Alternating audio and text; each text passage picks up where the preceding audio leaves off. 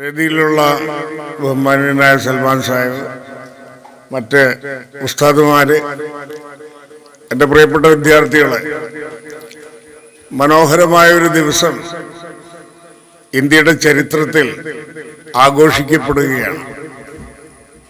78 വർഷം അല്ലെങ്കിൽ 78 ആഘോഷങ്ങൾ കഴിഞ്ഞ് 79ാം വർഷത്തിലേക്കാണ് നാം സ്വാതന്ത്ര്യലബ്ധിക്ക് ശേഷം കടന്നു പോകുന്നത്. ഇന്ത്യയുടെ സ്വാതന്ത്ര്യ സമരം ഇത്തരുണത്തിൽ നമ്മൾ സ്മരിക്കേണ്ടതാണ്. ഇപ്പോഴത്തെ തലമുറയ്ക്ക് മഹാത്മാഗാന്ധി ആരാണെന്ന് ചോദിച്ചാൽ പോലും വ്യക്തമായൊരു ഉത്തരം കിട്ടാത്തൊരു അവസ്ഥയില് 1ാം ക്ലാസ്സിലൊക്കെ ഞാൻ കണ്ടിട്ടുണ്ട്. ഞാൻ അവരെ കുറ്റപ്പെടുത്തല്ല. മഹാത്മാഗാന്ധിയുടെ ചിത്രം നോട്ടിന്റെ മേലെ കാണുന്ന ഒരു കാലമാണിത്.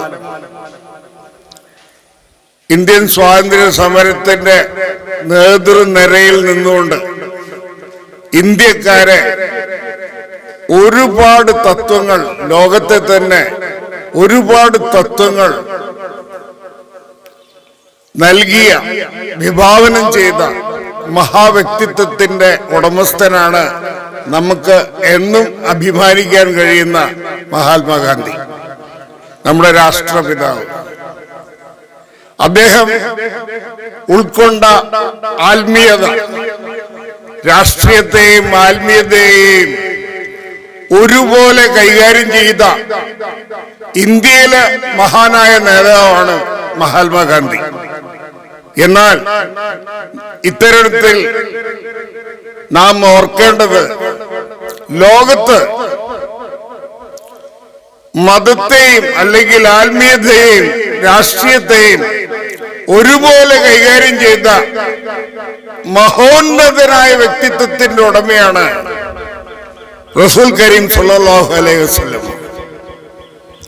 മൈക്കിൾ എച്ച് ഹാർട്ട് എന്ന യഹൂദ എഴുത്തുകാരന്റെ ഈ ലോകത്തെ സ്വാധീനിച്ച 100 മഹാന്മാർ എന്ന ഗ്രന്ഥം, ആ ഗ്രന്ഥത്തിൽ 1ാം സ്ഥാനം കൊടുത്തിരിക്കുന്നത് മുഹമ്മദ് നബി സല്ലല്ലാഹു അലൈഹി വസല്ലമയ്ക്കാണ്.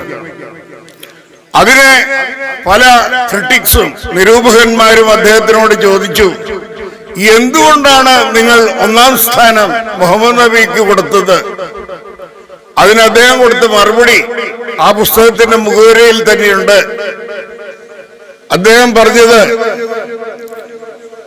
ആത്മീയതയെയും രാഷ്ട്രീയത്തെയും ഒരുപോലെ കൈകാര്യം ചെയ്ത് ലോകത്ത് മറ്റൊരു നേതാവില്ല എന്നതാണ്. മഹാത്മാഗാന്ധിക്ക് 4ാം സ്ഥാനമാണ്. മഴ വരുന്നുണ്ട്.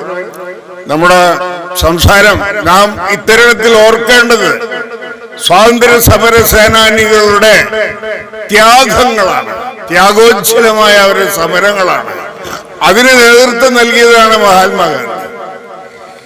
മഹാത്മാഗാന്ധിയുടെ സത്യാഗ്രഹം, ഒരൊറ്റൊരു കാര്യം പറഞ്ഞ് അവസാനിപ്പിക്കുകയാണ്. സത്യത്തെ ഗ്രഹിക്കുക, സത്യത്തെ മുറുകെ പിടിക്കുക. ഇതാ മഹാത്മാഗാന്ധി ഇന്ത്യയിലും ലോകത്തിനും കാണിച്ചു കൊടുത്ത ഏറ്റവും വലിയ മാതൃക. അതിലൂടെ അഹിംസ, അതിലൂടെ എല്ലാം ശത്രുവിന്റെ മനസ്സിനെ മാറ്റിയെടുക്കുക, അനീതിക്കെതിരെ സത്യം മുറുകെ പിടിക്കുക. ഇതൊക്കെയാണ് മഹാത്മാഗാന്ധിയുടെ സത്യാഗ്രഹം. നാം സത്യത്തിന്റെ സാക്ഷികളാണ്. ലാ ഇലാഹ ഇല്ലല്ലാഹ് മുഹമ്മദ് റസൂലുള്ളാഹ് എന്ന സത്യത്തിന്റെ സാക്ഷികളാണ് നമ്മൾ. അതിനെ മുറുകെ പിടിക്കാൻ ഈ സുന്ദര സുദിനം, അതുപോലെ തന്നെ ഈ രാജ്യത്തെ എല്ലാവരും നമ്മുടെ സഹോദരി സഹോദരങ്ങളാണ് എന്ന അഭാവത്തിൽ ജീവിക്കുവാനുള്ള ഒരു പ്രതിജ്ഞ ഈ ദിവസം എടുക്കട്ടെ.